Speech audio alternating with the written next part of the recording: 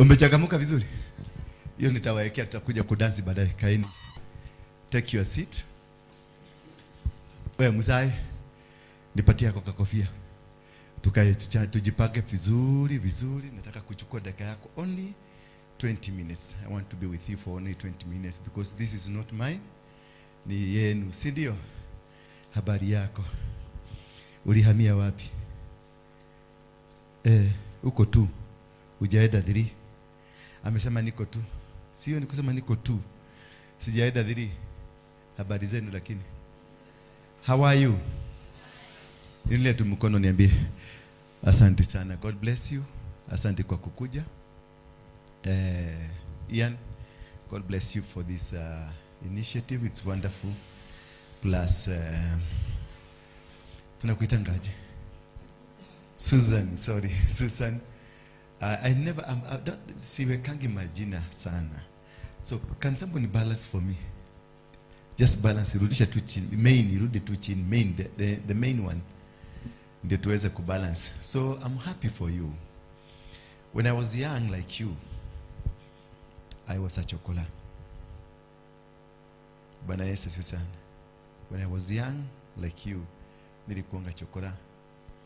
Nilikuwa nakula kwa matangi. Si eti kwa sababu sikuwa nimesoma, si kwa sababu babangu alikuwa maskini. My father was rich. And nilikuwa nimesoma. I've had a good education. But what led me to become a chokola sijui. Nilikuwa pale Mweki. Na while in Mweki ndio nilikutana na other men ambao walikuwa machokola, walikuwa naokota machupa, machuma, manini. Tunaenda tunapima. Kutoka hapo ndio tulienda mahali panaitwa Manguo. Manguo iko the other side of ukienda Njiro. So not Njiro. Ukienda Malolo, si Maloloi. Mwehoko. Huko ndio tulikuwa tumekaa pale panaitwa Manguo. Manguo kuna nguo. Najua nguo ni nini? Hipo. Ni hipo. Sasa huko ndio nilikuwa nimejenga. Kati ya hao machokora wote mimi peke yangu ndio nilikuwa na nyumba. Nyumba yangu ilikuwa karatasi ya nylon, but it was a 2-bedroom house. Bwana Yesu asifiwe sana. So nikaweza kuconverge all the machokora wote, wakaanza kuleta chuma. Mimi ndio nilikuwa na mdosi, wanamwaga hapo na wapimia na walipa. Na wapimia na walipa. So everything ilikuwa inaletwa kwangu. But the point here that I want you to understand, despite that nilikuwa chokora, nilikuwa na nyumba. Bwana Yesu asifiwe sana. Despite that nyumba ilikuwa ya makaratasi, lakini nilikuwa, how do you call that person in English? One word. I'm asking you, mtu huyo namuitaje? It's not street family. One word. Yeah? Is an investor. Bwana Yesu asifiwe sana. So while I was in that dark world, in a life that was not good, maisha ambayo haikuwa mazuri, nilikuwa na 2-bedroom house. Meaning ni ya makaratasi, lakini nilikuwa nimejenga. So I owned a house in my condition. Meaning I was an investor in my condition.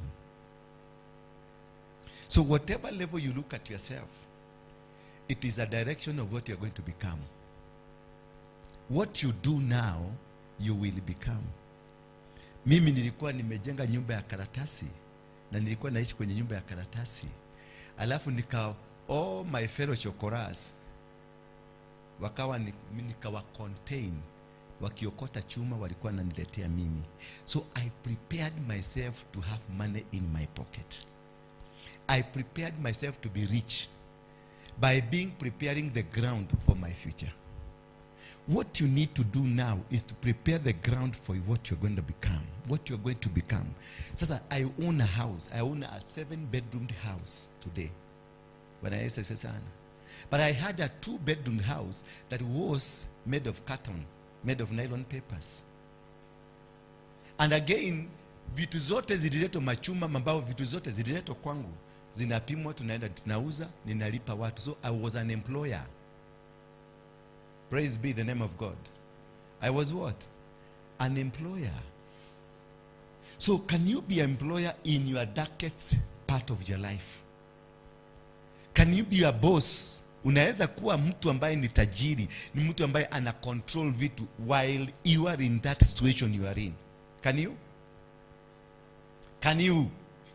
I'm speaking to people. Naongea ama msikii Kisugu? Watu wanasikia Kisugu? Yeah? Can you, my brother? Can you? Can you? Can you? You can become.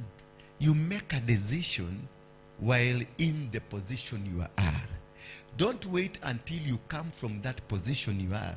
Ndio ukae kwenye position mzuri ndio make a decision. Make a decision while in the position that you are today. Katika hiyo decision, hiyo position ya kuvuta bangi, hiyo decision ya madawa, hiyo decision ya mwizi, hiyo decision ya ukahaba, that kind of that position that you are today, let it be the foundation of what you want to become. Praise be the name of God. You can never become what you did not intend to become. Mimi nili intend, I am a chokora, yes, but I must own a house. And I did. I am a chokora, yes, but I need to run a business. And I had a business in my situation. Bwana Yesu asifiwe sana. And from that position, siku hizo zamani, about 19 something, ndio tulikuwa na dumping site, ilikuwa Githurai roundabout, pale Githurai roundabout, pande ya Catholic Church. That is where he had a dumping site. And I made sure nilitengeneza kikosi cha watu kama nyinyi. Watu tu kama nyinyi, young people, and we control, tukavaa magwanda, tukavaa manguo ya machokora na tukaweka glue na tukaweka nini na tukabeba mafi kwa mkono. Bwana Yesu asifiwe sana. Are you hearing me? Are you getting any point here? Na tukabeba nini? Tukabeba nini? Mafi kwa mkono. Kama umeokoka sana, hauwezi kutaja jina mafi na inatokanga kwa tumbo yako, usitaje. Tukabeba nini? Nataka kusikia sauti kwa wale ambao wako kama mimi. Tukabeba nini? Siwasikii tena. Tukabeba nini? Tukabeba nini? Kwa nini? Kwa mkono. The best weapon you can ever have. The best weapon ambao kwa wakati wetu ilikuwa hivyo. Tukasimama kwenye barabara. Malori zote ambazo zilikuwa zinamwaga taka kule, tukaambia ukijaribu kuingiza lori yako hapa, ndio hii hapa. Dereva anakuuliza sasa mnataka nini? 200. Bwana Yesu asifiwe sana. So kila lori ikalete nini? 200. Hello. Kila lori ikalete, zilikuwa lori karibu 300. Kila lori 200. How much was that per day? Nilikuwa na correct over 10 to between 20 and 60,000 per day. In my condition ya kushika mafi, kushika glue iko hapa na kuvaa kigunia kinanuka. In my condition. Ambia mwenzako, in my condition I can become. It doesn't matter what kind of a condition you are in today. It doesn't matter what kind of a parent you have. It doesn't matter what kind of a background you've come from. In your condition, you can decide what you're going to become tomorrow. In that condition that your parents are, maybe they are so poor, maybe they cannot afford a life, but you can afford to change. Mimi ndio nilijengea mama yangu nyumba. I built a house for her. Mimi ndio nilinunulia babangu gari ya kwanza, he drove the car. Mimi ndio nilivunja gate ya kwetu ya kwanza because babangu alikuwa amejenga gate kale ka gate ka kuingilia watu.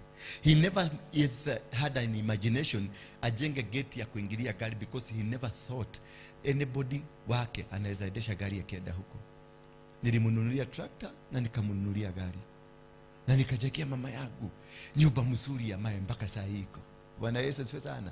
In that condition ambao nilibeba mafi, kumbe kuna kitu kibaya kinanuka katika maisha hii, lakini kinaweza kukufanyia foundation ya kufika mahali unaenda. Hallelujah. It doesn't matter what kind of a life you are living. It doesn't matter what kind of a person they call you. What matters, it's the decision you have. What kind, where do you want to go? Who do you want to help you? Is it because you have a brother who is rich? You have a mother who is rich. You have a cousin who you can go and kuambia akupatie kazi. You have a mother that is educated or has a job. No.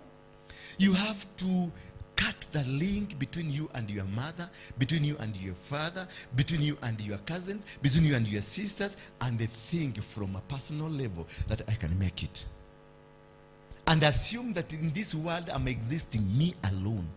I don't have a brother, I don't have a father, I don't have a mother, I don't have a cousin, I don't have anybody. I am here in this world. I am alone, and I'm depending me and my God alone. Hallelujah. And now start looking at these things.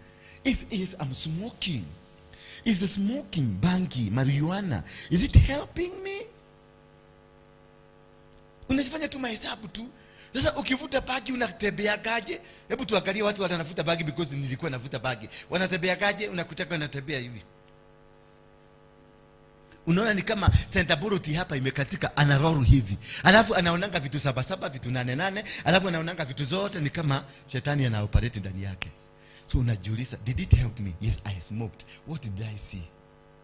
So bangi si mbaya, but the effect of it. Bana bangi ikilimo kwa shamba na uiwacha kwa shamba na iozee kwa shamba, is it bad? It only becomes bad if you decide to use it, because it is not supposed to be used by you.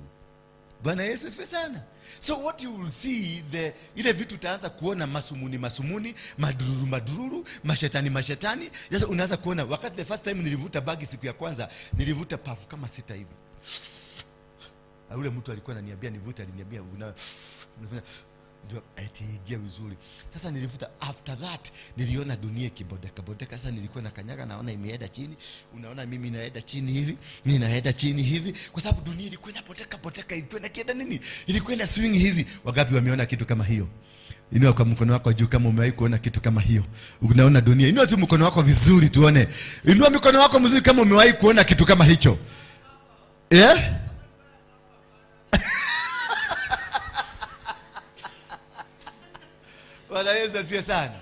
So the effect of what is happening around you, it is the most important thing. So bangi haina ubaya ikiwa kwa kichaka, ikiwa kwa shamba, lakini ukiitumia ndio mbaya.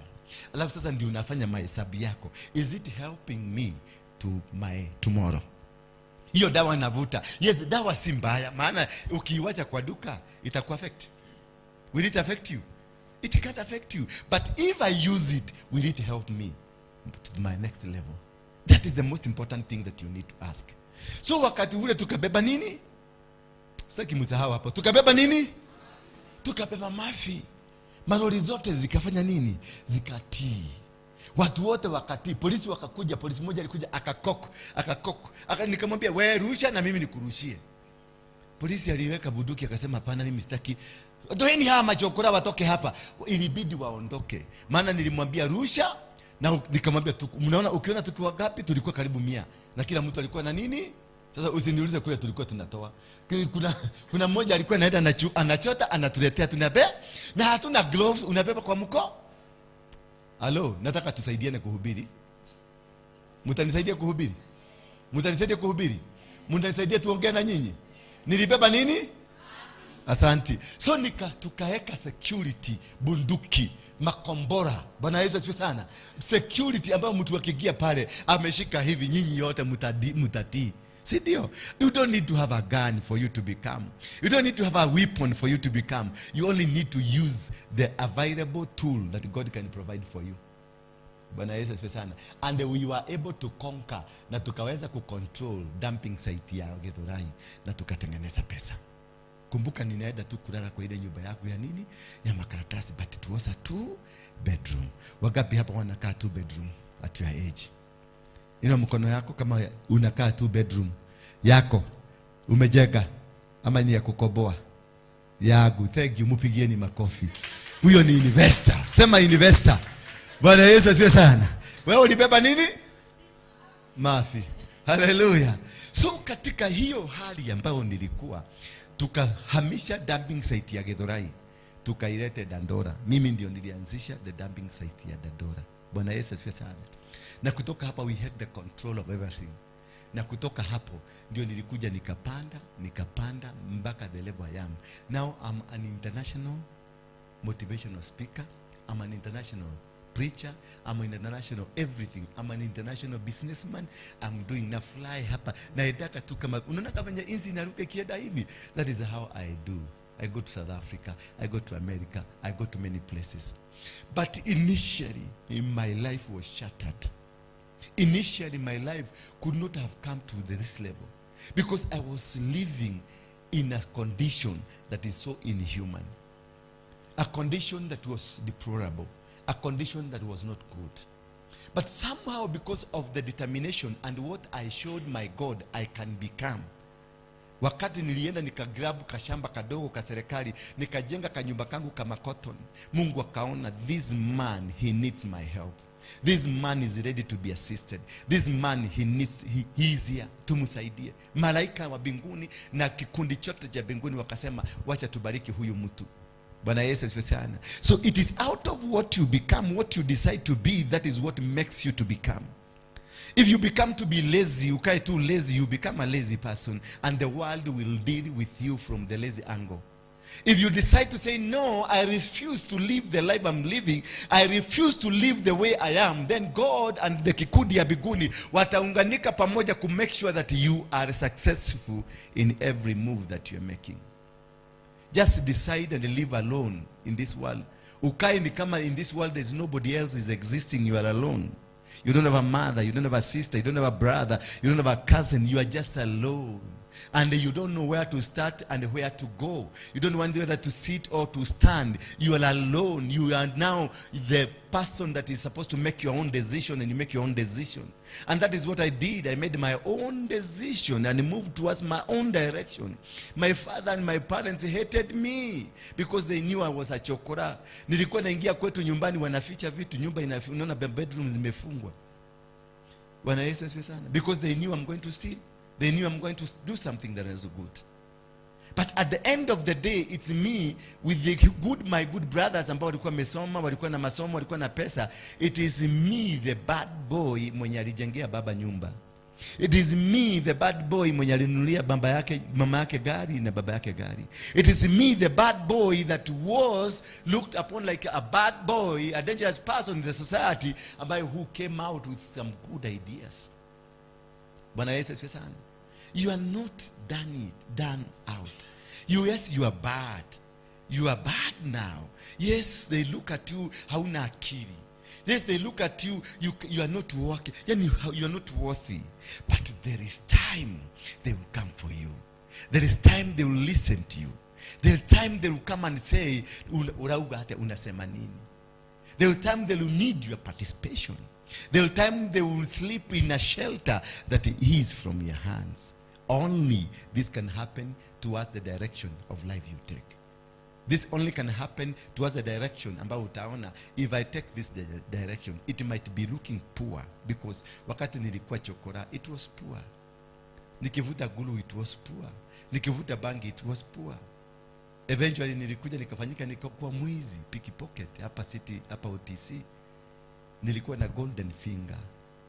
Nilikuwa nachagua noti. Nikiigiza hivi, vidole zangu zilikuwa zinajua sense, munuko ya 1,500 na 50. I will only remove 1,500 na acha tu 50 toko hapa. Bwana Yesu asifiwe sana. You will walk, unatembea tu, ukitembea hivi naigiza vidole, natoa simu na hukusikia. Na tunaidanisha na wewe na inaendelea kuishikilia hapa. Unaona ndio ile, lakini si unaona ni kama sio, because you cannot imagine what happened. I was that magnetic. But again, I chose a positive life against the negative life. I chose to walk with God.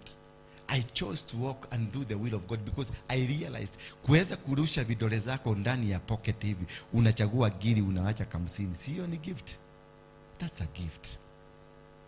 Hallelujah. That's a gift. Hebu ende sasa ujaribu yako sahi. Alafu unatembea na mtu unamchomoa na amevaa ile mama mnavaga ile skinny tight ile. Unaigiza hapo na unachomoa na hakujua. Is that not a gift? Yes, ni gift. Sasa amnisaidie kuhubiri. Nataka nikasirike. Mnataka nikasirike sasa? Nikasirike. Amunisaidi kuhubiri? Tuhubiri basi pamoja. Si hiyo ni gift? Yes. Sasa nikajiuliza, what if I use my golden finger to do the purpose of God in my life? Hallelujah. What if the knowledge ambayo nilikuwa nayo ya kuweza kucontrol magari na kufanya vitu na kuiba vitu za wenyewe, what if I polish that idea, I get out of the demonic world and get into the godly world and use it for the purposes of God?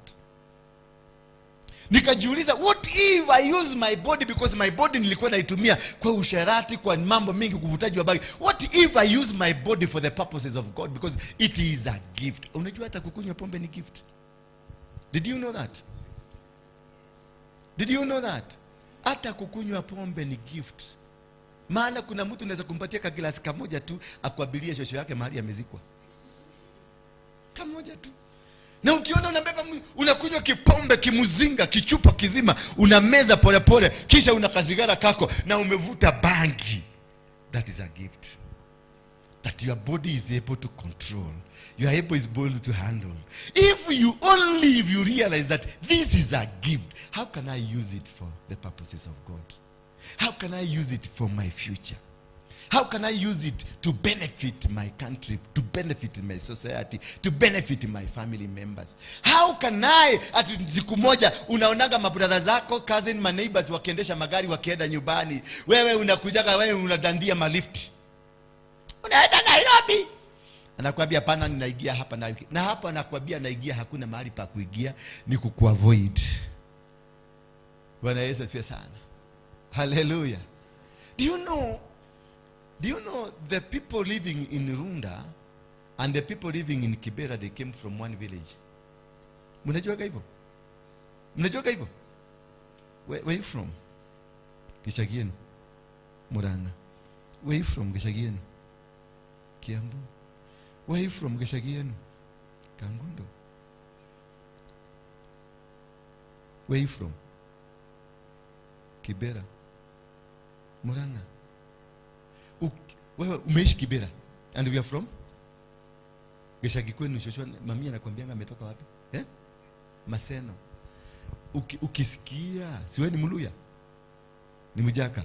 Ukisikia uko Ruda, unasikia kuna Wajaka wanakaa Ruda? Hakuna Wajaka Ruda? Ati wako less? Nakuuliza, jibu swali yangu. Jibu tu swali yangu. Uko Ruda, unasikia kuna Wajaka wanakaa Ruda? Jibu swali yangu. Unasikianga kuna Wajaka wanakaanga Runda? Unasikianga? Sawa. Watu wa Kiabu, wewe unasikiaga huko Ruda kuna Wakikuyu wanaishi Ruda? Yes. Na unasikiaga Kibera kuna Wakikuyu wanakaanga Kibera? Na walitoka Kiabu. Tulitoka from one village, Kiabu ama Kogalo ama Isinya, wherever you came from, we all came from one village. But where you decided to live, it was your decision. Hallelujah. Si ati wewe ulizaliwa ukiwa maskini, ulizaliwa ukiwa tajiri, but you decided to become what you are. It is not that God hates you. God has given us everything. Let us look in the book of Genesis, chapter number 1, verse number 26. I love this book. I love because it's a manual for everybody. And if you go sit down, wherever you go sit down, soma kuo kisoma hiyo kitabu. The book of Genesis, chapter number 1, verse 26, verse 27, and verse 28. Niamushie huyo mjamaa. Wacha kuota. Sahi wakati wa kudream uko bado. Joseph was a dreamer. So wacha kulala. Usilale maana tunakuhitaji wakati wa kudream ukifika. Sahi ni kusikiliza. Tusikilize what God has for us. And the Bible says, then God said, let us make man in our own image. Let us what? Make man in our what? Own image. So whose image are you? So you are God. If you are the image of God, you are God. Because what you look at the mirror, ukienda ukiangalia kioo, unaonaga nani?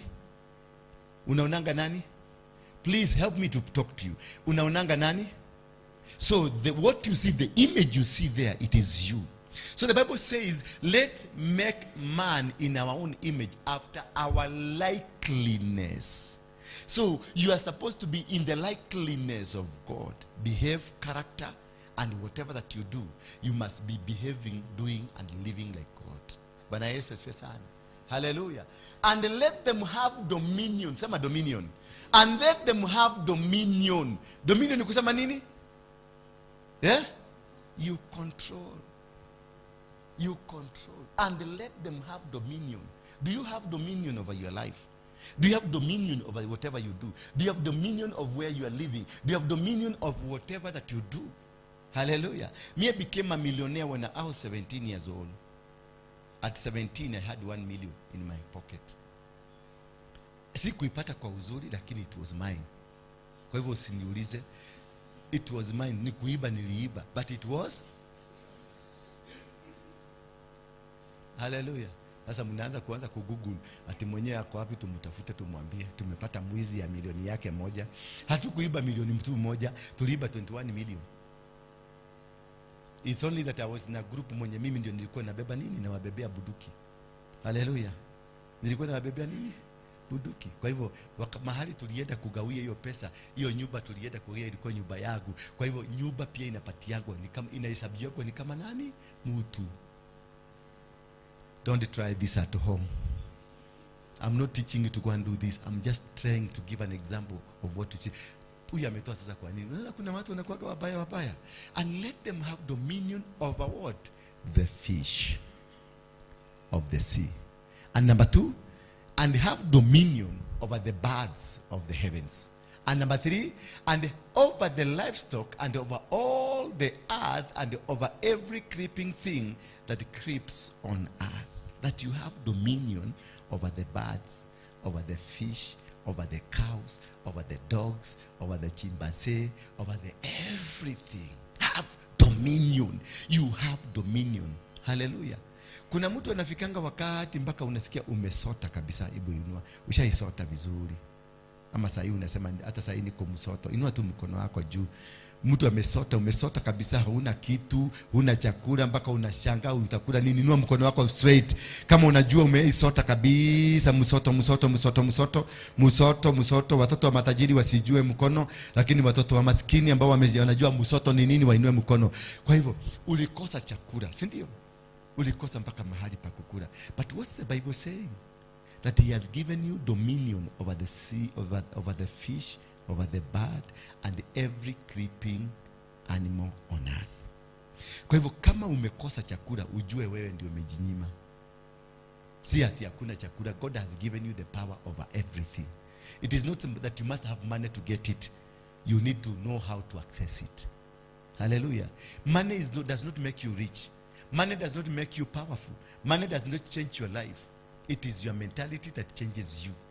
You can have 1 billion, but no mentality si mzuri. You can have millions of money in your account, but you are still poor in the mind. You can only become rich if you become rich in the mind.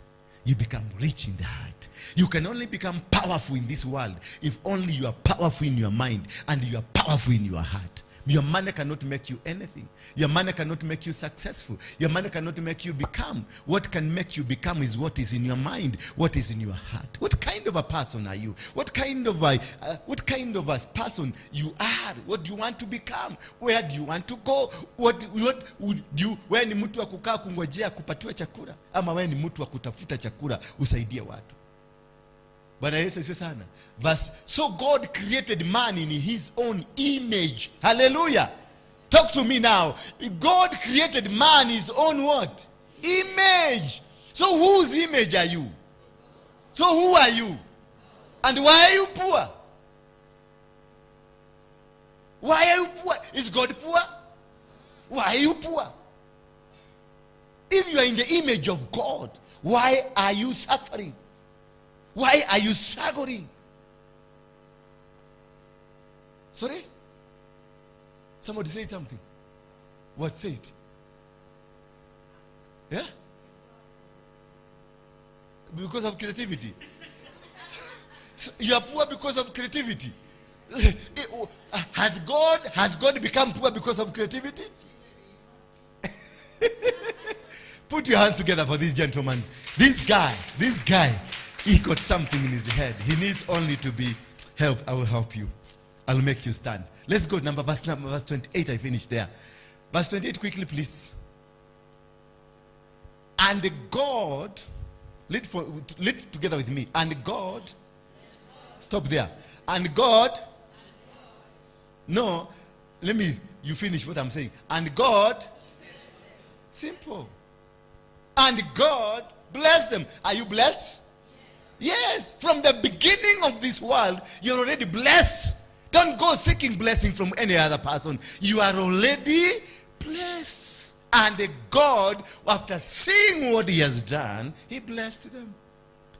Umebarikiwa, hujabarikiwa? Yes. Na upuzi ni nini uko nayo? Kulialia. You have a kickstart of your life. You already have one leg inside the kingdom of God. The kingdom of success. Already mguu yako iko ndani into success because you are carrying the blessings of God. You are not a poor person. You are not wewe si mjinga hivyo watu wanasemaga wewe ni mjinga. Apia mwenzako wewe si mjinga. Mguze tu, mguze kwa bubega hapa. Mwambie wewe si mjinga. Ukiona kuambia yeye ni mjinga. Hebu tuone sasa. Mwambie wewe si mjinga. Mwangalie kwa uso hivi. Mwambie wewe si mjinga. Mwambie umebarikiwa. Mwambie umebarikiwa. Yes.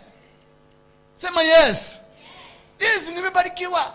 Hii maneno ya kukaanga hivi, kulegea mpaka umeanza kuvuta madawa ya kulevya na bagi. Wewe si mjinga, mwambie mimi sitavuta bagi tena. Mwangalie kwa macho, mwangalie na macho hivi yako bili. Face him. Mwambie kutoka leo. Mwambie kutoka leo. Sitavuta bagi tena. Haya. Kwani nyinyi wote ni watu wa bagi?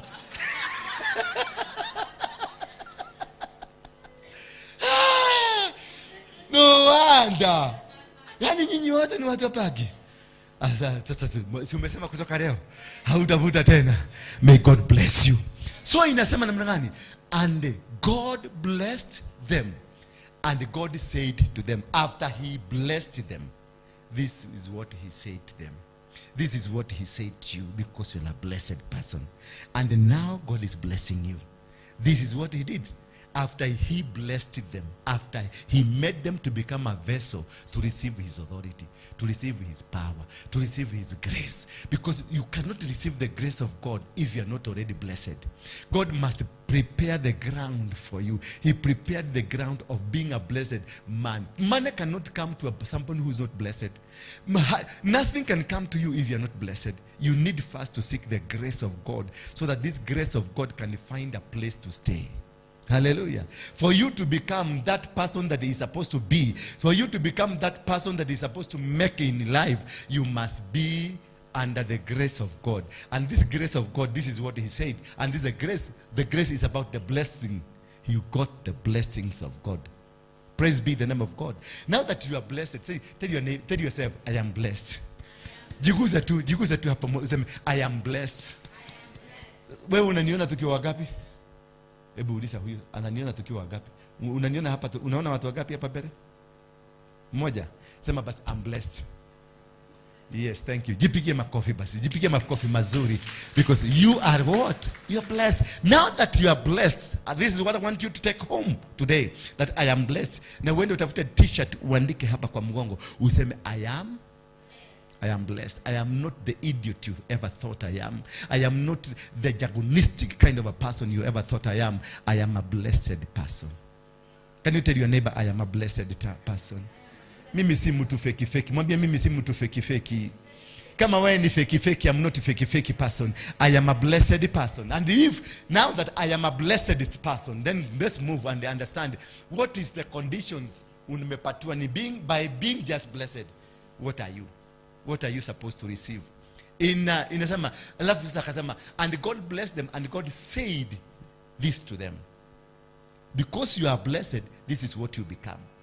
Look, akamwambia, be fruitful. Hallelujah. And multiply. What is this concept of being fruitful and multiplication?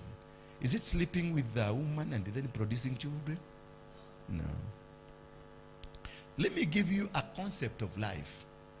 And this is what you need to understand. Who made the burger? The first burger ilitengenezwa wapi?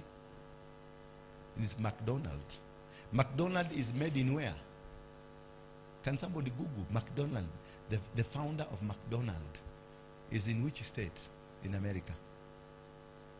Unaingia kwa simu yako very fast. You are a digital man.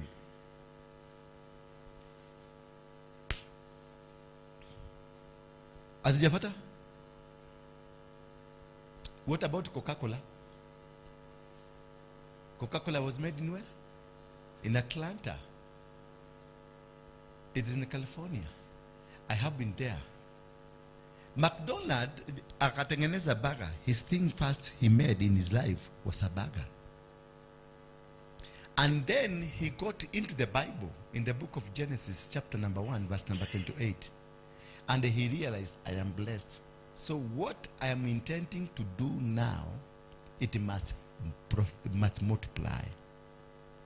So whatever kind of a business you start today, it must multiply. Whatever kind of an idea you have today, it must multiply. Because that is a condition from heaven. It is not a condition from your grandfather, nor is it a condition from your ancestors. It is a condition from heaven, because there is one thing attached to it. You are blessed. And he blessed them.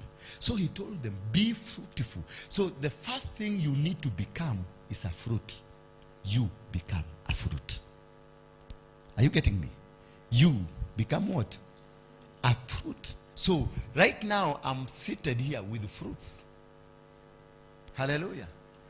And therefore this fruit I'm seated with here, that I am talking to, I'm talking to the fruit. I'm not talking to human being. I'm talking to what? A fruit. And this fruit be planted. Ni kamahindi kamoja tunapanda. Ni kamaharagwe kamoja tunapanda. Ni kakitu kamoja, kambegu kamoja tunapanda. Are you getting me? That's the concept of God. That now you are a fruit. One, a seed. So you have to become a seed. For you to become successful in this world, you must become a seed. Tell your neighbor, I am a seed. You must become a seed. Then this seed, it is blessed. Hallelujah.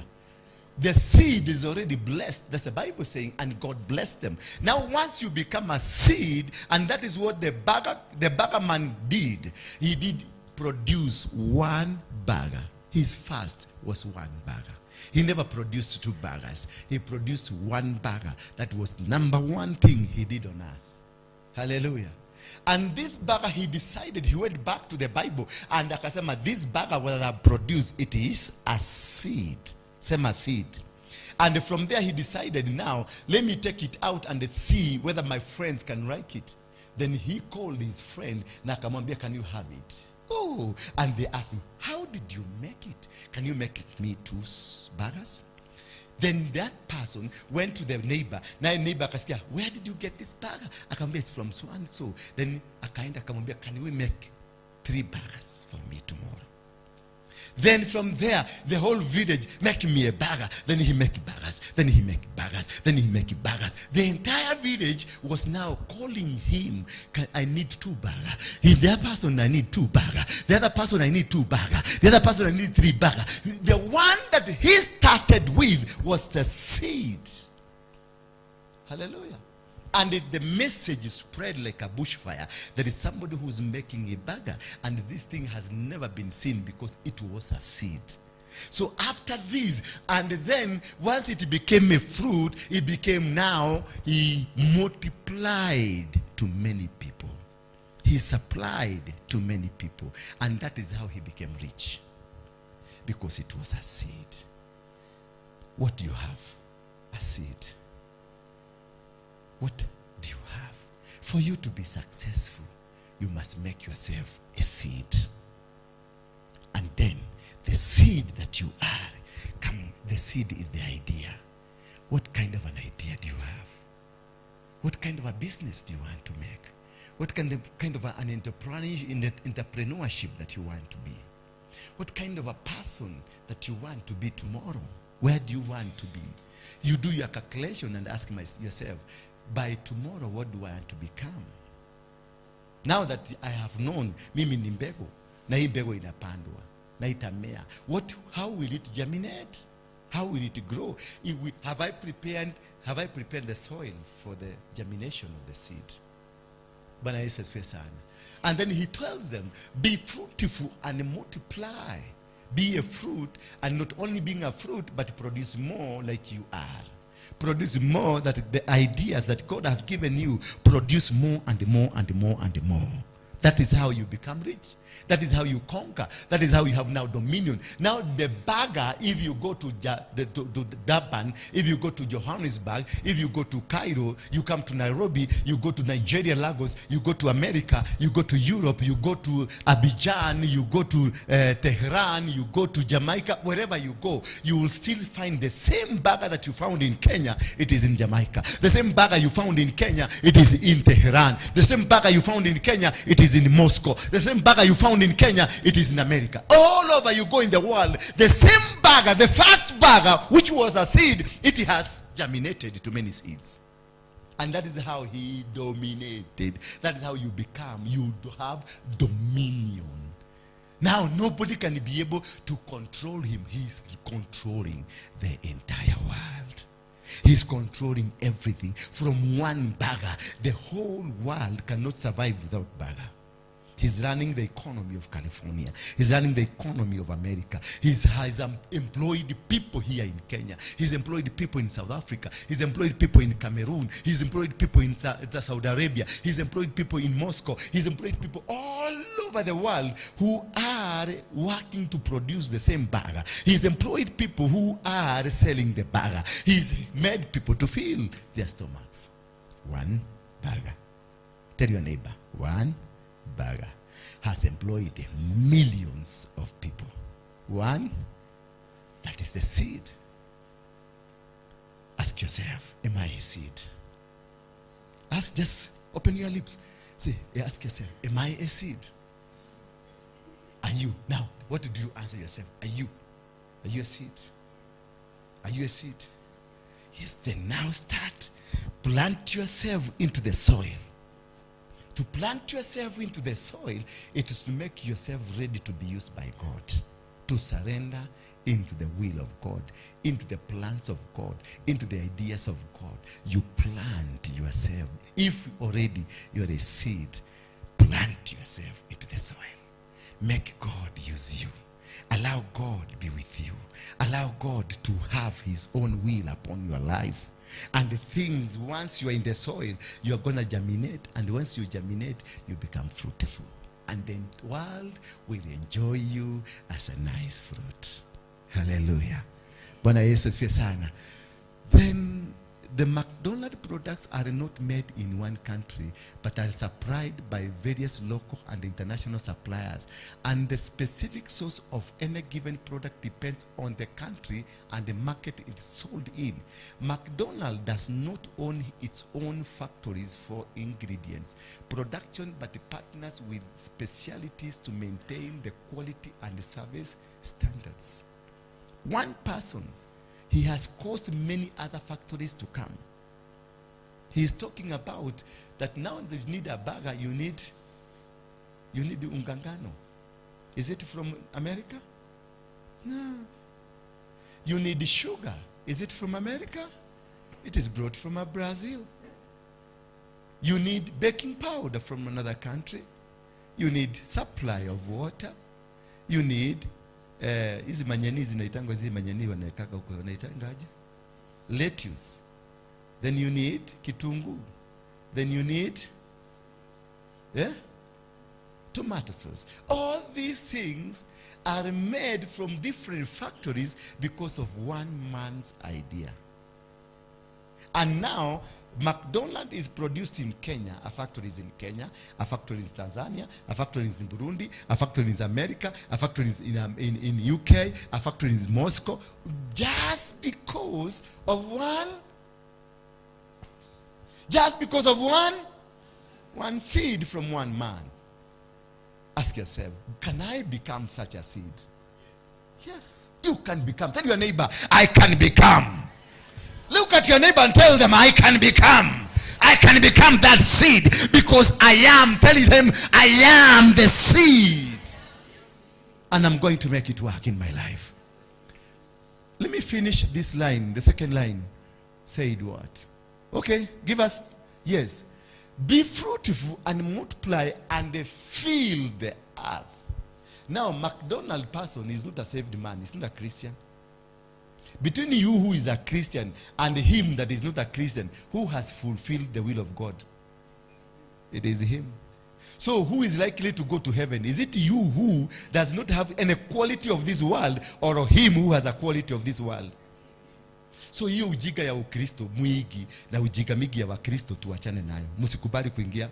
Because I was asking myself a question. I'm saved. I'm heavenly bound. Sema heavenly bound. I'm going to heaven. Sema I'm going to heaven. But God said, I gave you a seed. Hallelujah. One was given, two. Is it two? Yeah? One. Another one? Another one? And another one? And then he came to ask, what did you do with what I gave you? If that question is going to be asked in heaven, do you see yourself going to heaven? Christians, do you see yourself going to heaven? If a Chinese man was to be given to be brought here, and a Christian man brought here, who is likely to go to heaven? Chinese. Who preaches Christianity more than the other one? Is it a Christian, Ndura Waroinge, or the Muslim, the Chinese? Who preaches more Christianity? Is it Ndura Waroinge? No. I'm just hollow, without nothing. Let me start now. Let's take an example. Who is the producer of this? Who is the producer of this? Who is the producer of this? Who is the producer of this? Who is the producer of that? Who is the producer of this? What is my product here? So who is preaching? So who is likely to go to heaven? Because I have got nothing apart from my voice, apart from what I'm telling you. Hata Biblia makaratasi imetengenezwa na nani? Kompyuta za kuchapa Biblia ni nani? Sasa wewe na Mchina nani ataenda biguni? Abia mwenzako acha ujinga. Tafuta njia biguni, mwambie biguni ni bali. Kuna watu wamejua kukaa jinsi Mungu alitupanga.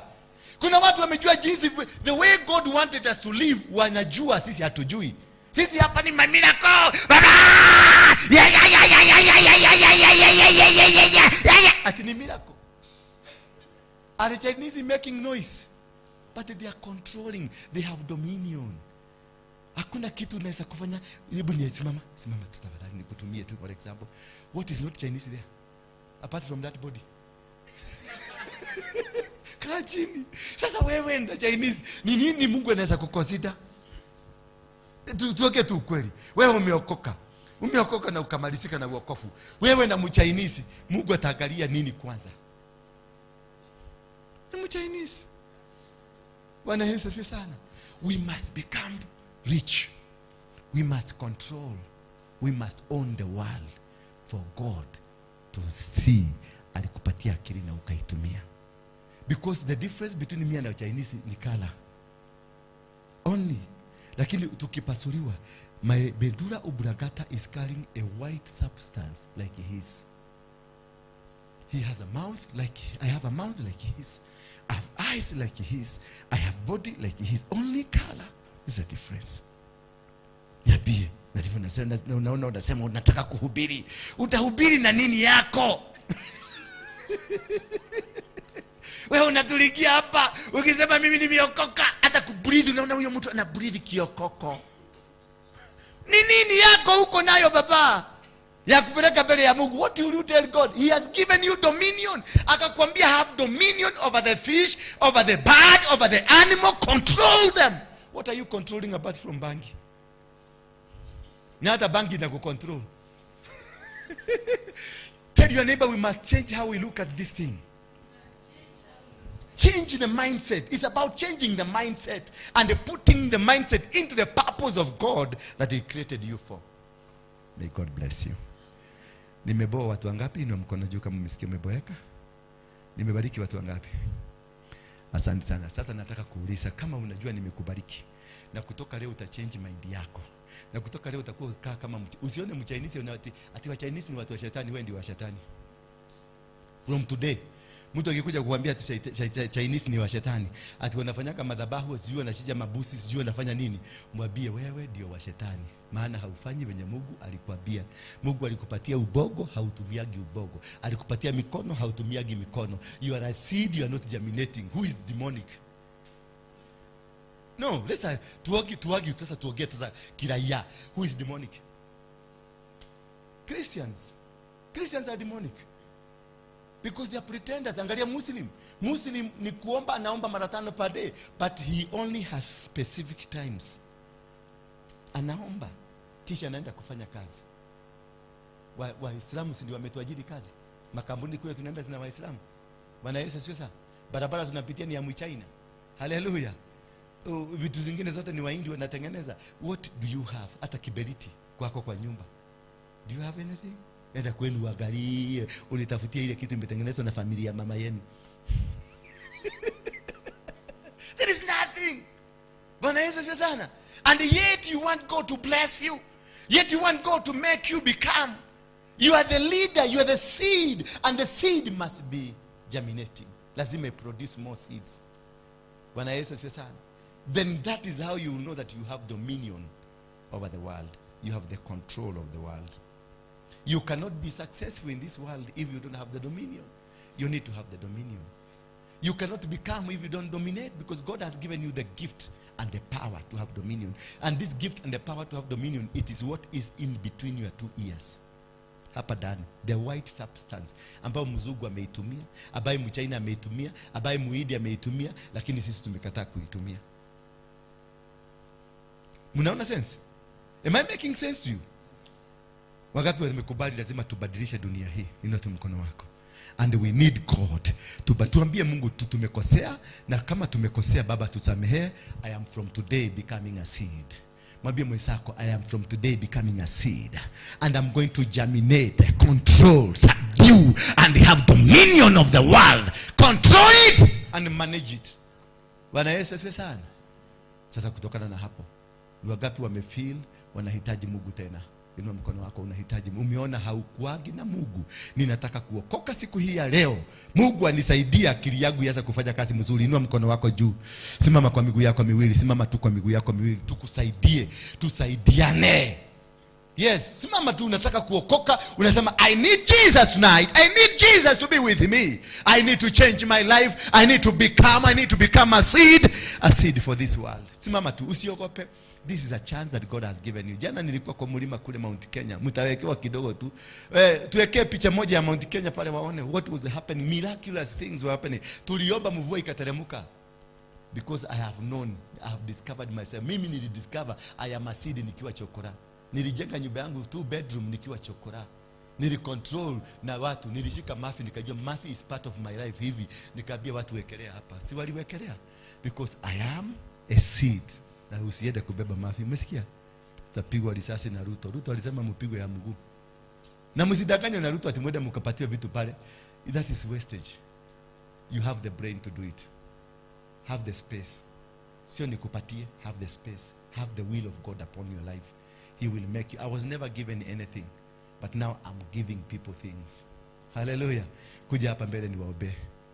Kuja kama unasikia, kujeni tu hapa mbele. Na usibaki hapo kama unajua you need Christ tonight. If you know you need God, the hand of God to be upon your life, just come. Just come. Usiogope, usikae chini, wacha kukaa. Kuna wengine naona sasa anajaribu kuinuka, kitu kinamshika hapa. Anajaribu kuinuka, kumbe ni shetani amekushika. Amuka, kuja nikuombe, nikuachilie, niachilie neema juu yako. Niachilie ushindi katika maisha yako. Niachilie new thing, new way of thinking and looking on things. Bwana Yesu asifiwe sana. Hallelujah. Nyinyi mmekubali. Kuja, muniangalie ni mimi sasa na wakisagabisa. Sasa si unaona mpaka kimekupeleka kumeka na. Unakaa ni kama una swing. My brother. Baka huyu jamaa anakaa mpaka kama na swing. Sidio? Baba. Kajaketi. Unakaa wapi? Nyumba yako iko wapi? Mudhurwa kwa Mutaro. Haya. Sina huyu hata amepata mshamba ya serikali kwa mtaro. Anakaa kwa mtaro. Bwana Yesu asifiwe sana. Bado nangojea kuna watu wawili nasikia Mungu ananiambia kuna watu wawili, wanaume wawili. Unasikia huyo mke. Wewe ambao unasikia uamuke, unashindwa, kuna kitu nakushika. Ni shetani anaongea na wewe. Amuka tu. Katika jina la Yesu Kristo nimekunasua kwenye mikono ya shetani. Amuka tu. Kwa maana Mungu ameniambia wewe ni milionea. Wewe ni mtu tajiri, lakini shetani amekufuga. Wanaume wawili na msichana mmoja. Amuka tu. Amuka. Yes, amuka. Mwingine? Kuna mwanaume mwingine mmoja na msichana mwingine mmoja. Mwanaume? Ni mwanaume, weka chini kwanza. Mwanaume?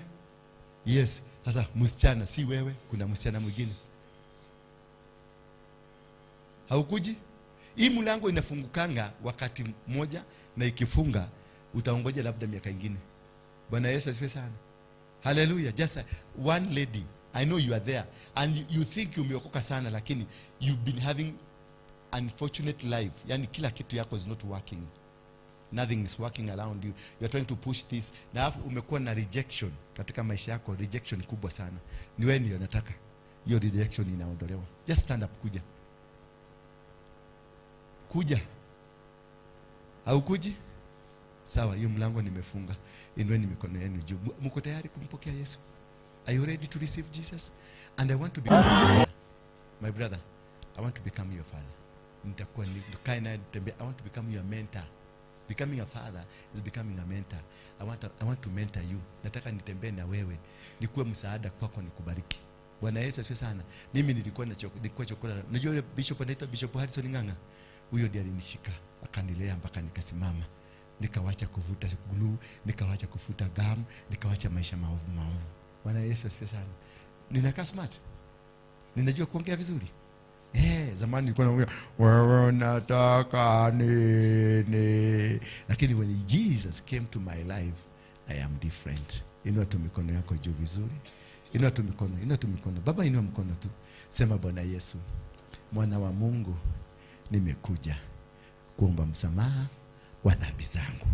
Nimekuja kuomba msamaha wa dhambi ya familia yangu. Nimekuja kuomba msamaha wa maeneo ambayo nilitoka. Ninakuhitaji kutoka leo. Kutoka leo. Shout, kutoka leo. Kutoka leo. Wewe shetani hauna mamlaka juu ya maisha yangu. Mimi ni mtoto wa Yesu na nitakaa kwa Yesu milele na milele. Sema amina. Haya, fungeni macho niwaombe. Baba, katika jina la Yesu Kristo, wewe ni Mungu muumba wa mbingu na dunia. Watoto hawa umeniambia they are billionaires, they are millionaires. Ni waja wako, ni watoto wako. This is a seed. Ni mbegu ambayo kutoka leo itagerminate na ita multiply kila mahali. Ninakuomba Baba, kwa sababu najua wamekamatwa mateka na maroho ya kifamilia, generational curses, family foundations and bondages ambazo zimewafunga, zimewapelekea kuishi maisha ambayo wanaishi leo.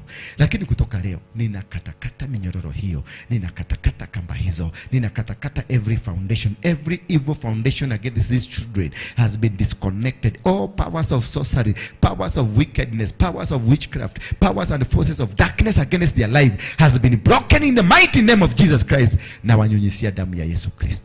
Ninawaachilia huru na kutoka leo ni watumishi wako Mungu. In Jesus name we pray. Bwana Yesu asifiwe sana. So tukimaliza mtakuja mahali pale kwa hizo viti. Nyinyi wote wenye mioka, tukimaliza you come there. I want to talk to you. Ndio tuangalie, tuulizane what is this that you can be able to do ambao umejaribu kufanya that is not working. How do we solve the changes? How do we solve the problems we have? And now I want to walk with you. I want you to be my children, to be people I'll be mentoring. Nataka tukikaa na nyinyi 6 months. 6 months. Kama hujabadilika ukuwe mtu mzuri, kama hujabadilika ukuwe tajiri, uko na tupesa twako tu vizuri, hatuna laana, tupesa hatuna laana. Unajua kuna tupesa tuko na laana. Yeah. Hallelujah. Ndeni mkae chini. Alafu mtakuja pale tuongee pamoja. Hallelujah. Hamwezi kunipigia kama kofi hata kamoja? Basi wapigieni. Kama hamwezi ni wapigieni.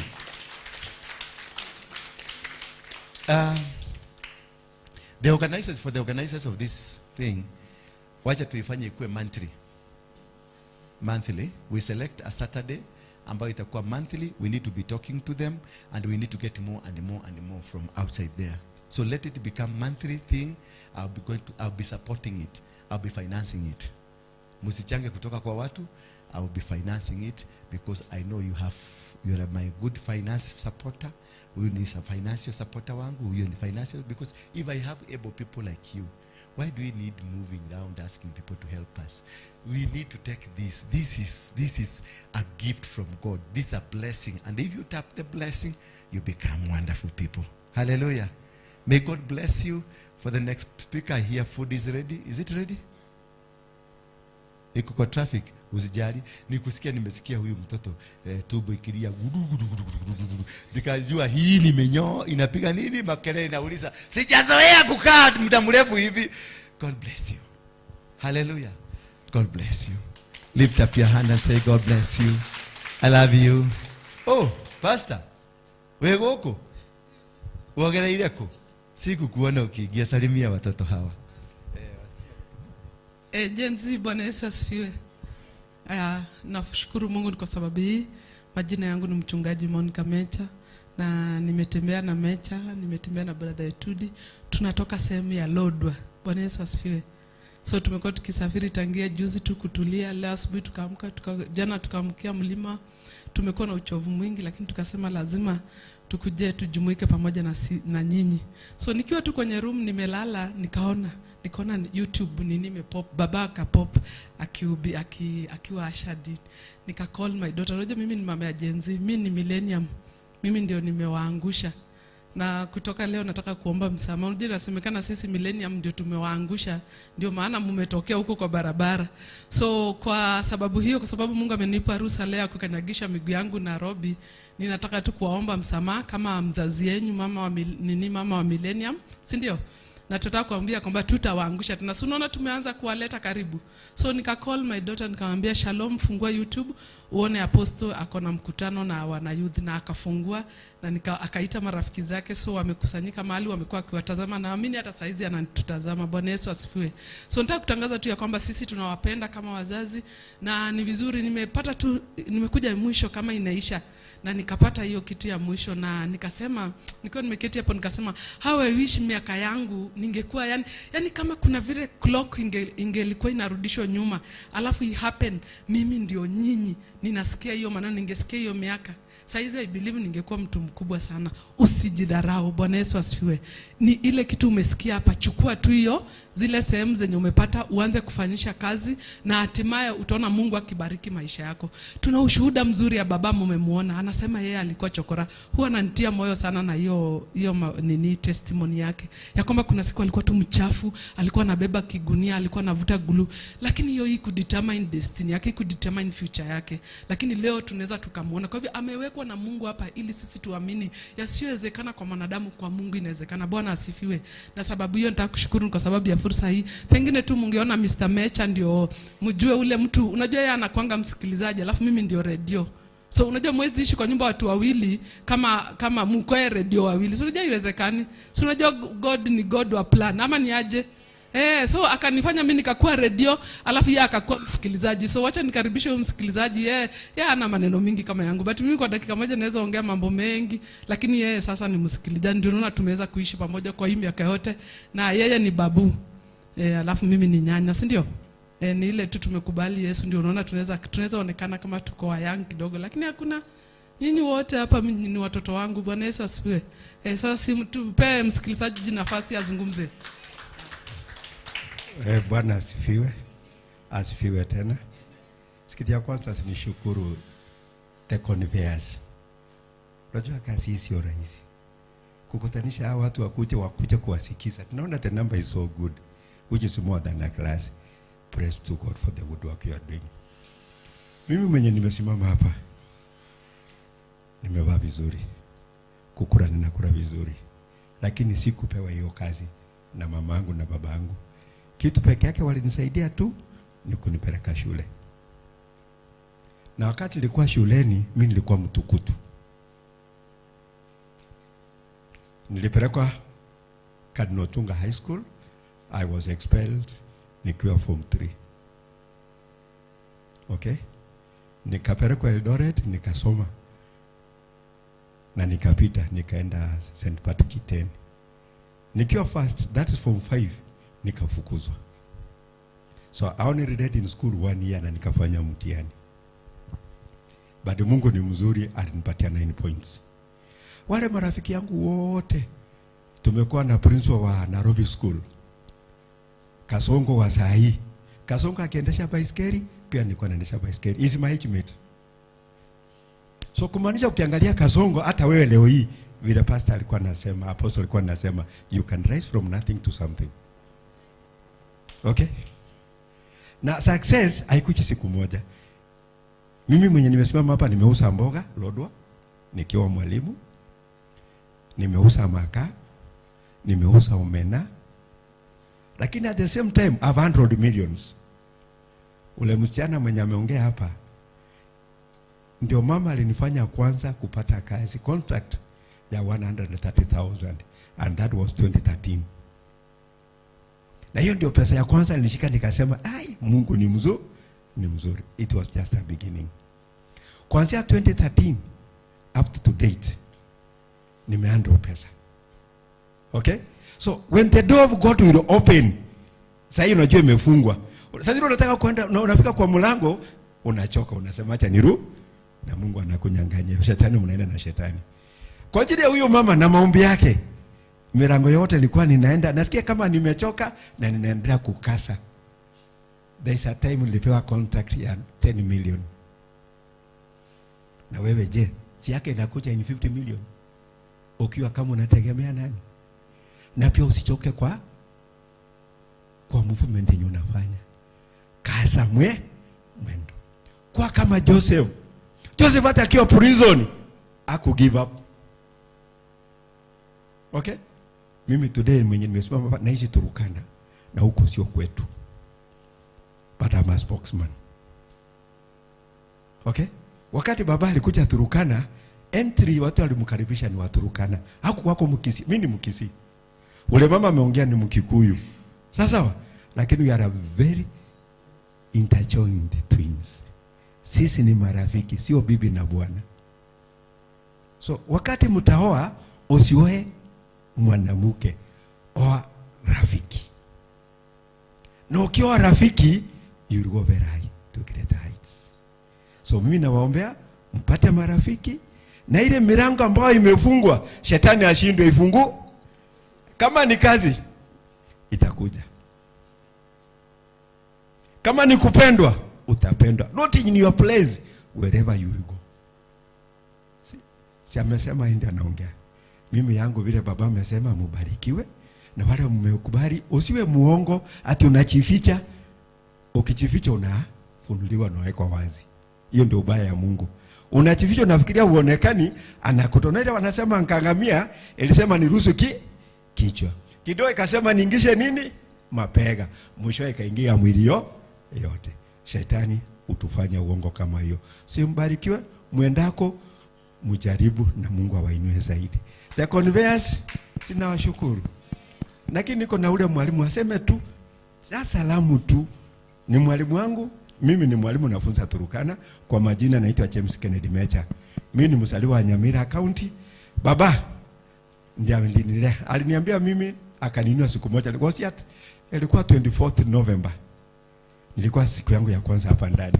Lakini ukiniona ile vile amenichanua na vile ameniosha kwa Roho Mtakatifu, nimekaa msa. Nilikuwa nakunywa pombe, ilikuwa mbaya sana. Mimi pombe. Ukienda mali niko nyumbani, kuna shamba ya jirani. Machupa ya Gilibis, machupa ya Simono. Nilikuwa naitisha achana tu. Nilikuwa nanunga pombe mara moja ya 30k. Marafiki wanakunywa. Kama ni mbuzi wala watakuja kutembea Turukana, mbuzi mtakula. Na tutacherekea na tarara nje. Msiogope, ataogopa kuja for 10 hours vijana wangu. Mkuje. You will enjoy. Turukana is a good place and it's a place to invest. Be blessed. Praise the Lord. Bwana apewe sifa. Kwa majina ni Shadrack Etudi. Nyumbani ni Busia, but I'm doing kazi ya Mungu wapi? Turkana. Wenye wameongea ndio wananibeba, wazazi wangu wa kiroho and Apostle Ndura. Simubarikiwe. Bwana asifiwe. Bwana asifiwe tena. Kwa majina naitwa Precious Winia Meja, Apostle Ndura ndio babu wangu. Asante. Mimi ni baba ya wasichana peke yake. Hiyo ndio bahati niko nayo. Sawa? Na tukaambiana kupitia maombi siku moja that our girls will never stay in Kenya. The boys and girls who are seated here, Kenya is not your place. You are going to work outside. Me first born yangu ni nurse. Okay? Second born ni nursing aid. Na maombi yetu ilikuwa sio Kenya, wote wako UK. The third born anaingia university. Ndio mlisikia CNC. Okay?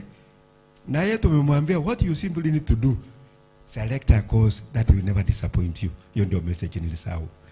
Choose a course that will never disappoint you. Wale nimeona mmekuwa pale unasema kwa mtaro. Kuna hii kasi ya kuendesha hii tractor mzito wa Chinese. Baba amesema tractor ni mchaini. Ukienda huko barabara ikianza kuchengwa uko pale. Wakianza craft ile ya kubeba nini uko pale. Wewe unahitajika. So if you choose a course like that nursing daktari, more so wengi wetu saa hii nursing is the best. Chama ninataka nurses, UK nataka nurses, Dubai. So ni wapi wewe utakikani? Unatakikana everywhere. Na maombi yako ile unaomba Mungu akunyimi. So all of you, if you just make sure that una cling to God, God will give you what you want. Milango hiyo tu umeomba ndio Mungu atafanya nini? Mimi hawa watoto kale kadogo sasa hiyo ukisikia kakuambia kalikuwa kana Google, kalamu anataka haipatikani Kenya, haipatikani UK, inapatikana Dubai, inapatikana China. Amekuwa akisumbua mwalimu, situfanya order from China. She is now in grade 3. She is in grade 3. Na sisi hapa tunasumbua Ruto ya bure. Ruto ataenda. Kenyatta alianza alikufa, Moi akakufa, Kibaki amekufa. Si wengine ndio watu konjiani. Miaka yetu saa hii niyo tunaiongoja, si ndio? So who are next? This Kenya is yours. Can you control it, food and own it? Si mumekanyaga? Baba aliniambia kanyaga ile mchango umekanyaga, you possess it. Yenye natoka kwa mdomo yako, you possess. Na mikono inafanya nini? Inakuwa blessed. Si mkuwe blessed.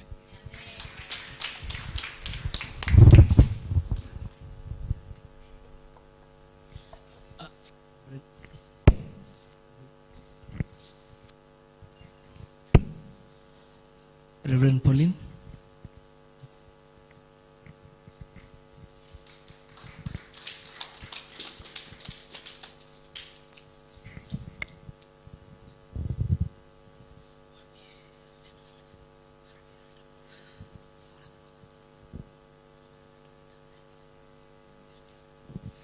Bwana Yesu asifiwe.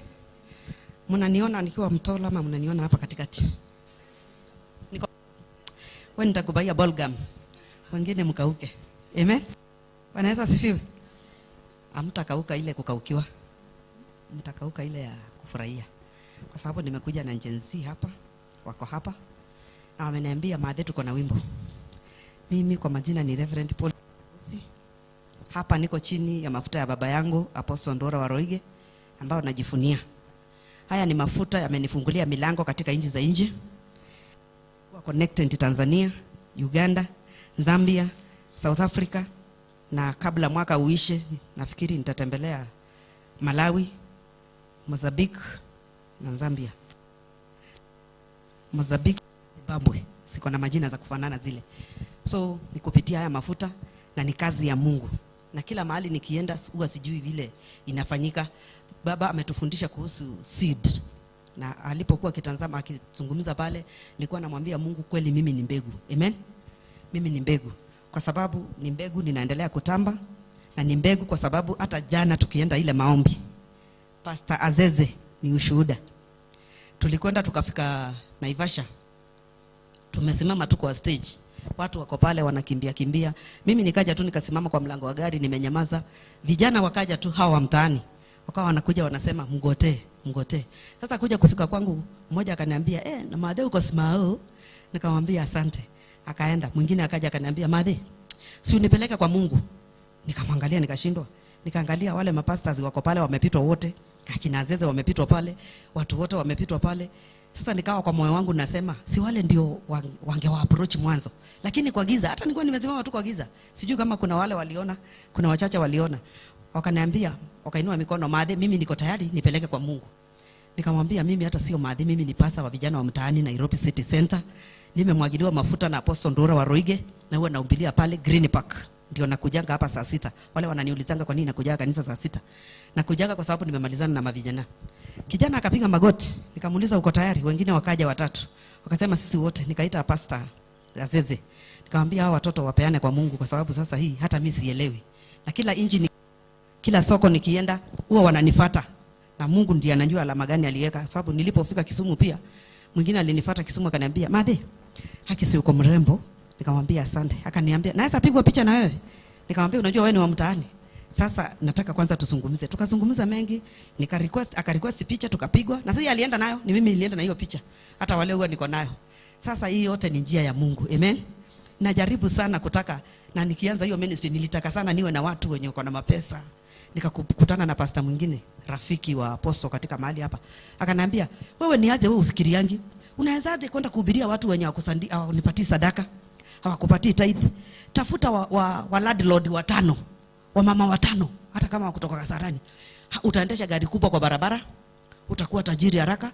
Lakini hawa watu utakaa hapa muda gani? Umekuwa na wamama wajane, hatujaona vile umesaidika, lakini katika ufalme wa mbingu mimi najua nina makao." Amen. Nimejitafutia mahali. Na ndiposa nimekuja leo na jeshi langu la mtaani. Niko na pastor hapa na kiongozi. Hebu muje hapa. Kuja Tom. Njoo. Tom ameniambia ataongoza wimbo. Njoo hapa. Kujeni. Hata wachegelea. Si mmesikia mzee amesema amezaa wasichana. Sasa vile amepata wale wasichana na mimi nimekuja na majezi mavijana. Sasa mabibi zetu wako hapa kwa hii kanisa. Ndio. Kujeni. Hao wengine wamekaa. Wewe umekaa hapo na watazama wenzako, njoo. Njoo. Leo Apostle amesema hakuna mtu atawachapa, hakuna mtu atawachokoza. Leo ni kufurahia pamoja na tuimbe pamoja. Kuja, mimi nakungoja. Kiongozi hapo. John. Ati unaangalia nyuma. Umeanza kuogopa? Njoo. Si unaona unapewa hug. Sasa mother-in-law anakukaribisha. Huyo ni mother-in-law.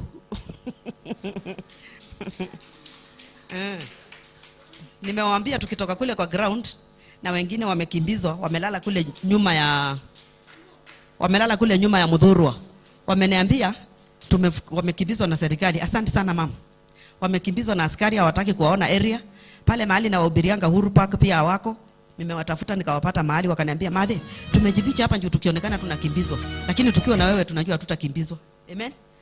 So wako hapa wanaweza tusalimia na watuongoze wimbo. Sasa wengine mtasimama kudansi na amuko hapa. Hamtandanzi wimbo wetu basi.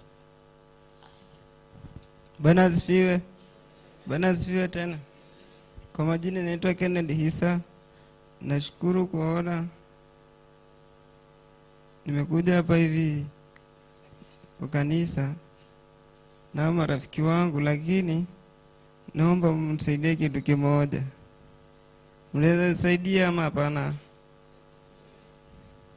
Mimi nataka nirudi nyumbani. Bwana asifiwe. Bwana asifiwe tena. Ni kwa hiyo tu machache niko naye. Rizeni. Kwa majina naitwa Peter Kamau. Mokoka. Na nimekuja hapo kwa kanisa. Nataka kuomba kama hapa kuna mkubwa yeyote, maskari, tunaomba tu sisi tujakosea wala tujafanya makosa, wala sisi kama safara tunajitegemea, tegemei mtu. Na hapa hivi mimi niko mimi sina mzazi, na nashukuru Mungu sababu niko hai. Kwa hiyo machache ni mambo nikeme.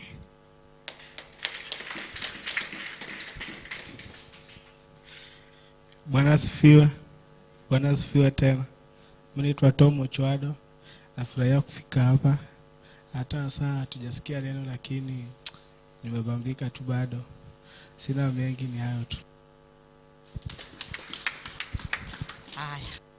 Tutaimba wimbo moja. Ulikuwa umesema wimbo gani?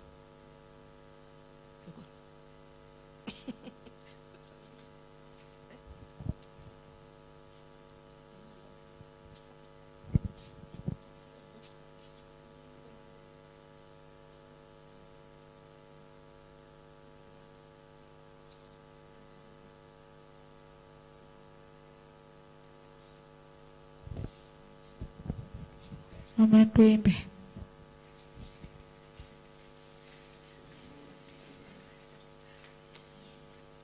Anaweza, anaweza, anaweza, mwana wa Mungu anaweza, anaweza, anaweza, anaweza, mwana wa Mungu anaponya, anaponya, anaponya, anaponya, mwana wa Mungu anaponya, anaponya, anaponya, anaponya, mwana wa Mungu aokoa, aokoa, aokoa, mwana wa Mungu aokoa, aokoa, aokoa, aokoa, mwana wa Mungu Imanueli, Imanueli, Imanueli, mwana wa Mungu Imanueli, Imanueli,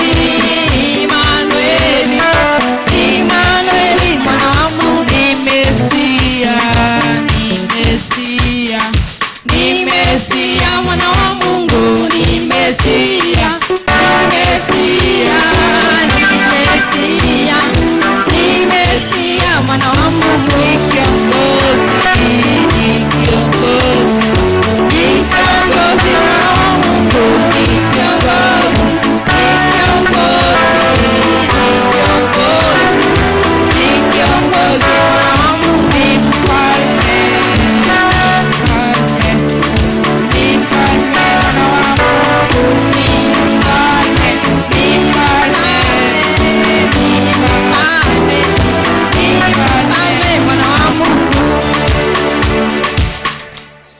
Amen. Haleluya, mbarikiwe sana. Asanteni. Hao ndio viongozi wananiongozanga kule. I'm growing them to be leaders and great people in this nation. Pastors wangu mmoja alikuwa pale lakini amehepa, sijui kwa nini anataka kuzungumza. Nyinyi kesho nitawabaia kitu, si ndio? Sisi tuna dealing na kulipana pale. Ukifanya jambo unanunuliwa balgam. Ukifanya kitu unanunuliwa ko na unatu appreciate, hivyo ndivyo tuko. So tutaona apostle baadaye atuambia na mpango gani. Mmesikia hata amesema kila week, kila month, every month. So tutaenda tu recruit wengine na wale wamelala pale nyuma ya mudhurwa, tuwaambie ile date tutapewa leo, tukuje hapa sisi tujae hii kanisa. Tunaweza jaza peke yetu, sio? Sisi peke yetu tunaweza jaza hii kanisa bila hawa. Wacha hawa sisi tujaze peke yetu next month, sio? Haya, barikiwe sana. Haya, mwende mketi. So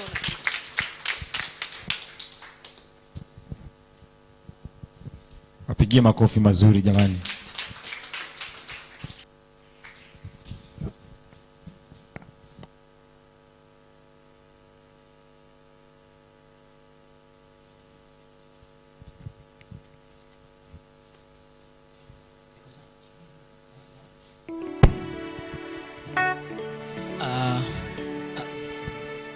Akijipanga, first of all nataka ni waombe msamaha juu lunch imechelewa kidogo, lakini kwa njiani, so mtulie tu kidogo tafadhali.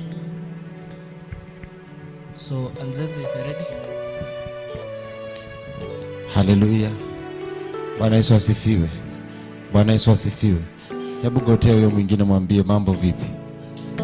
Gotea mtu bwana, mwambie mambo vipi. Mnafurahi siku ya leo? Mko fiti? Mko sawa? Sasa mimi naitwa Anzenze na mimi ndio pastor ule mdogo sana hapa. Bwana Yesu asifiwe. Na huwa nasema na mimi pia kuna kipindi ambacho sikuwa napendeka. Bwana Yesu asifiwe.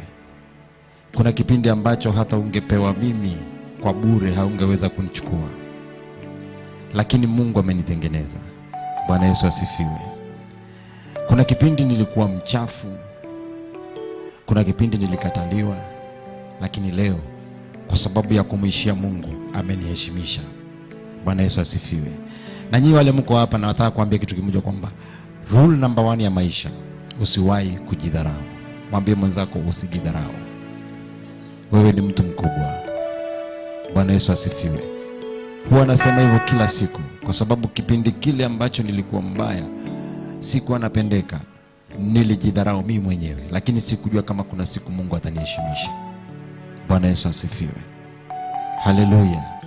Nataka kuimba wimbo. Mimi ni pastor, mimi ni mwimbaji, pia mimi ni mzazi, mimi ni baba.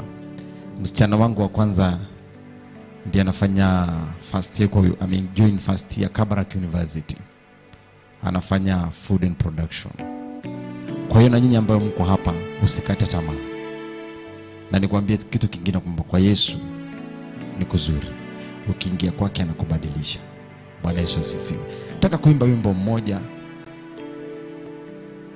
Unasema usimdharau mtu. Mwambie mwenzako usidharau. Haujui kesho yangu. Mwambie tena usinidharau. Haujui kesho yangu. DJ nipe wimbo.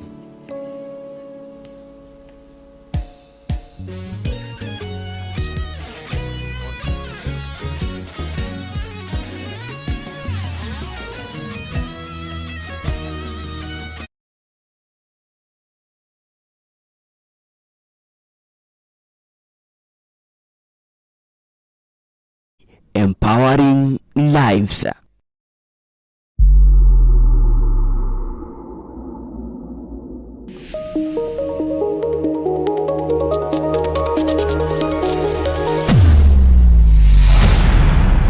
Bethel Clouds TV.